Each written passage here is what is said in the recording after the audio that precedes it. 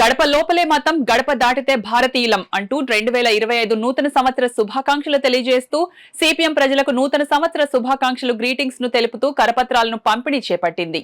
ఆదివారం కాకినాడ నగరంలోని కచేరీపేటలో ఈ కరపత్రాలను సిపిఎం జిల్లా కమిటీ సభ్యురాలు జి బేబీరాణి ఆవిష్కరించారు. ఈ సందర్భంగా ఆమె మాట్లాడుతూ భిన్నత్వంలో ఏకత్వమే భారతీయ విశిష్టత అని తెలిపారు.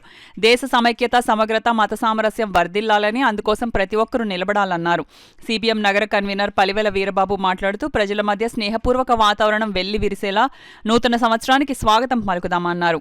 ఈ కార్యక్రమంలో సిపిఎం నాయకులు మలకా వెంకటరమణ, దుంపల ప్రసాద్, కె నాగజ్యోతి, నాగబత్తుల సూర్యనారాయణ, చంద్రమళ్ల పద్మ, నర్ల ఈశ్వరి, లోవకుమారి, మేడిశెట్టి వెంకటరమణ తదితరులు పాల్గొన్నారు. ఒక కరపత్రాన్ని రూపొందించి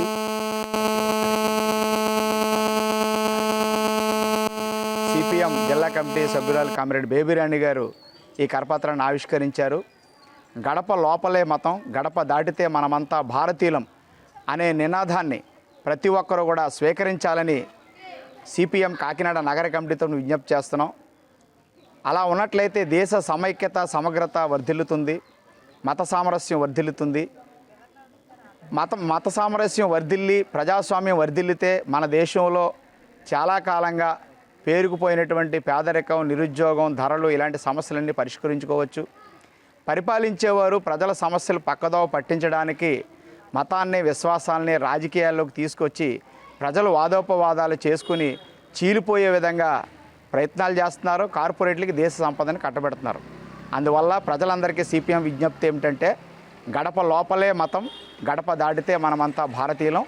ఈ నినాదాన్ని ప్రజలందరూ స్వీకరించాలని, సిపిఎం కార్యక్రమాన్ని ఆదరించాలని విజ్ఞప్తి చేస్తున్నాం. ఎన్నికల్లో మోడీ మోడీ మోడీ మోడీ అని చెప్పేసి ప్రజలందరితో జపం చేయించారు. అలాగే అమిత్ షాని కూడా ఆ రకంగానే ప్రజలతోటి ఓట్లు వేయించుకొని వీళ్ళు మళ్ళీ అధికారం ఎక్కారు. మరి అప్పుడు ప్రజలకి పుణ్యం రావట్లేదనే జాలి జపం ఏమీ లేదా మీకు? మరి మీకెంత పుణ్యం వచ్చింది అంటే మీరు అధికారంలోకి మళ్ళీ తిరిగి వచ్చారు మతోన్మాదాన్ని రెచ్చగొట్టడానికి. ఇది సరైనది కాదు. ఏదైతే భారత రాజ్యాంగ రూపశిల్పి భారత రాజ్యాంగాన్ని నిర్మించి ప్రజలందరికీ మహిళలతో సహా ఈ కులం ఆ కులం అని కాదు, అందరికీ కూడా సమాన అవకాశాలు రాజ్యాంగంలో పొందుపరిచారు. అలాగే ఎవరైతే దళితులు, మైనార్టీలు, బీసీ ఎరగబడిన తరగతులు ఉన్నారో వాళ్ళందరికీ కూడా రాజ్యాంగంలో అనేక హక్కులు కల్పించారు. మహిళలకి హిందూ కోడ్ బిల్తో సహా అన్ని అగ్రకుల మహిళలకు కూడా రాజ్యాంగంలో అనేక హక్కుల్ని కల్పించినటువంటి బాబాసాహెబ్ అంబేద్కర్ని అవమానించినటువంటి అమిత్ షా తక్షణం రాజీనామా చేయాలి.